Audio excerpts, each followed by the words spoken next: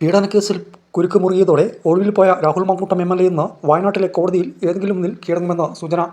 ഇതോടുകൂടി പോലീസ് വാഹന പരിശോധന ഊർജിതമാക്കിയിരിക്കുകയാണ്. രാഹുൽ കർണാടകയിൽ ഒളിവിൽ കഴിയുകയാണെന്നാണ് നേരത്തെ പോലീസിന് ലഭിച്ച വിവരം. കൽപ്പറ്റ കോടതിയിൽ കീഴടങ്ങാനാണ് കൂടുതൽ സാധ്യത. എന്നാൽ ഇത് പോലീസിൻ്റെയും മാധ്യമങ്ങളുടെയും ശ്രദ്ധ തിരിക്കാനാണെന്നും മാനന്തവാടി കോടതിയിലോ ബത്തേരി കോടതിയിലോ ആയിരിക്കും രാഹുൽ കീഴടങ്ങുകയെന്നും അഭ്യൂഹങ്ങൾ പടരുകയാണ്. രാഹുൽ വയനാട്ടിൽ തന്നെയാണ് ഒളിവിൽ കഴിയുന്നതെന്ന്, കേരള കർണാടക അതിർത്തിയിലാണെന്നുമുള്ള അഭ്യൂഹങ്ങൾ ഇതിനിടയിൽ പരന്നിട്ടുണ്ട്.